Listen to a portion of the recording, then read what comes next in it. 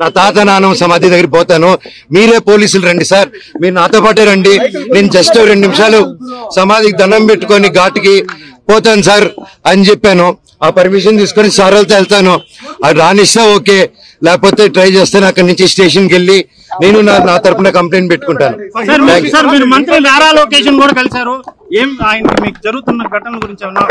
లేదండి, మేము ఏదో పర్సనల్ గా కలుసుకున్నాం కానీ వేరే ఏం లేదండి. ఇది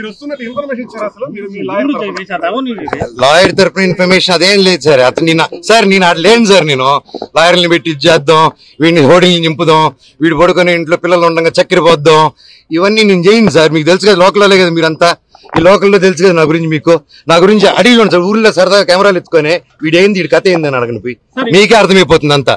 నేను కేవలం నేను అడిగిందల్లా ఒకటే, ఇక్కడ జనాలు హాస్టల్ పిల్లకాయలు అండ్ ఆ తర్వాత బయట చదివే హాస్టల్స్ దగ్గర కూడా క్యాష్ డిమాండ్ చేద్దాం, హేమాద్రి నాయుడు వీళ్ళందరూ కలిసి.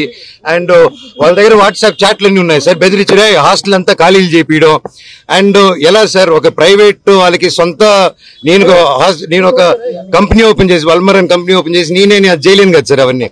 సో నేను అడిగా, స్టూడెంట్స్ కి ప్రాబ్లం అవుతుంది, ఇక్కడ ఉన్న విలేజెస్ ప్రాబ్లం అవుతుంది, అందరూ మన వాళ్ళు, ఎట్టా వీళ్ళకి ఏదో ఒకటి చేయాలి కదా, మనం కూర్చొని మాట్లాడతాము, ఇబ్బందులు అవుతున్నాయి నాన్న, మీ వరకు రావట్లేదు అంటే నాన్నగారు వరకు రీచ్ అయ్యేలా కూడా నేను తీసుకెళ్ళట్లేదు. ఒకవేళ అటు వెళ్తున్నానంటే ఆరోపణలు, ఇంటి గేట్లు వేసాడో, మాకు నాన్నకేదో చెప్పాడో, మీ అందరు కళ్ళు మప్పడం. అండ్ అక్కడ ఇన్ని సంవత్సరాలు లేనిది సడన్ గా ఇక్కడ ఈ రోజు హోర్డింగ్ చూసారు, ఎవరెవరితో హోర్డింగ్ చేసుకున్నారు మీరే చూసారు. నేను పోయినసారి వచ్చి స్టూడెంట్స్ ఊరోళ్ళతో మాట్లాడి వెళ్ళిన తర్వాత పరిగెత్తుకుంటూ వెళ్ళి లొకేషన్ గారికి కలిసారు విష్ణు గారు అండ్ ప్రతి ఒక్కరు. అండ్ ఎందుకు ఆ భయం, ఎందుకు నేనేం చేస్తాను, ఏం లేదు కదా, కూర్చొని మాట్లాడేదానికి ఎందుకు. ఎనీవేస్ నేను గొడవకు రాలేదు, ఇక్కడ ఆపారు కాబట్టి చెప్పాను. అందరికీ కనుమ శుభాకాంక్షలు. నేను నానమ్మ తాతగారి సమాధి, అలాగే అక్కడ నా కజిన్ బ్రదర్ ప్రసాద్ అన్న, మంచి ప్రసాద్, ఆయన సమాధి కూడా ఉంది అక్కడ. నేను జస్ట్ దండం పెట్టుకుని వెళ్తానన్నా, అంతకుమించి ఇప్పుడు తాత నానమ్మ సమాధికి దండం పెట్టుకుంటానని లాఠీ చార్జ్ చేస్తే పర్వాలేదు, తాత నానమ్మ కోసం దెబ్బలు తింటాను. వేరే ఏం లేదండి, నేను ఎప్పుడు వచ్చినా వెళ్తాను. మా ఊరు నారవరపల్లి కూడా, సో అక్కడికి వెళ్ళా, నా బంధువులు నేను కలుసుకుని వచ్చినాను. వాళ్ళని ఈ ఇష్యూలో నేను ఇన్వాల్వ్ చేయలేదు. నేను లోకేష్ గారిని కూడా, ఎవరిని గారిని కూడా, సార్ నాకు ఇలా చేయండి, నాకు ఇబ్బంది పెడుతుంది, నేను ఎవరిని అడగలేదు. ఎందుకంటే ఇది నాది, నా ఒక్కడిది నేను డీల్ చేసుకుంటాను. సార్ తాత నాన్న పర్మిషన్ మీరు తీసుకుని వెళ్తారా మీ తాత నాన్న దగ్గరికి? అదొక ఇల్లు అంటే ఆయన ఉన్నారు, నాన్నగారు ఉండి రావద్దన్నారు కాబట్టి ఓకే. ఇప్పుడు తాత నాన్న సమాధికి ఇప్పుడు ఎట్టది మీరే చెప్పండి, న్యాయమా న్యాయం అది వెళ్ళకూడదు. నా కోర్టు ఆర్డర్ రాలేదన్నా, సర్టిఫికేట్ రాలేదు. ఇప్పుడు నాకు ఆయన జిరాక్స్ కాపీ ఇస్తే తప్ప అది వచ్చింది.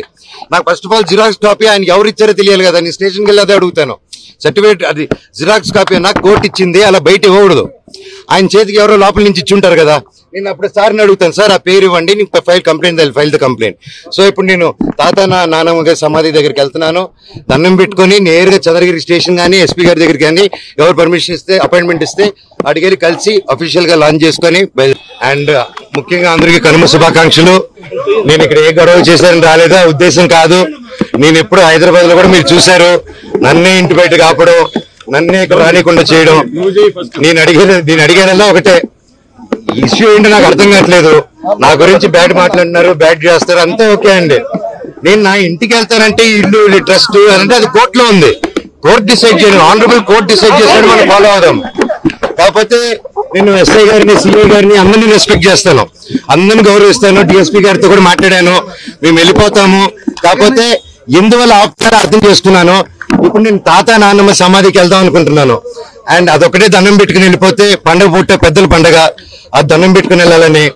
అండ్ అంటే ఇక్కడ ఏమైపోయిందంటే అండి, చాలా చిన్నపిల్లల బిహేవియర్ స్టార్ట్ అయిపోయింది.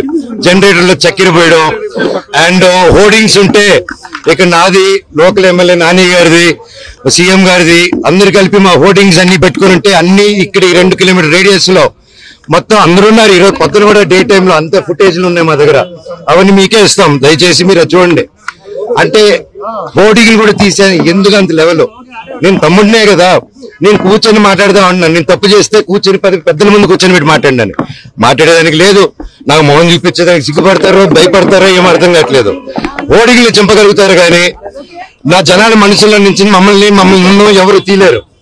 అండ్ ఇది నా ఊరు, నా బంధువులు, నా పల్లెటూరు, నా జనాలు. అండ్ ఈ క్యాంపస్ నా గౌరవం ఉంది.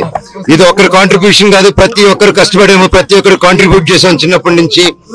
అండ్ ప్రతిదీ కోర్టులో మేము ప్రజెంట్ చేస్తాం, కోర్టు ద్వారా తెలుసుకోండి.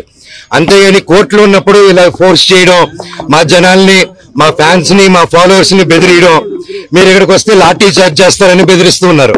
మేము ఇక్కడికి వస్తాం సార్, వస్తే లాఠీ చార్జ్ చేస్తాం. ఎందుకు లాఠీ చార్జ్ చేస్తారు సార్? నేను మా ఊరికి వెళ్ళినా, నా బంధువుల్ని కలిసిన, జల్లికెట్టుకు పోయినా, ఇక్కడికి వచ్చినా నేను సార్ రావచ్చు అంటే రావద్దన్నారు. సరే ఓకే, తిరుక్కుని పోతున్నాను సార్. నా తాత నాన్న సమాధి దగ్గర పోతాను, మీరే పోలీసులు రండి సార్, మీరు నాతో పాటే రండి, నేను జస్ట్ 2 నిమిషాలు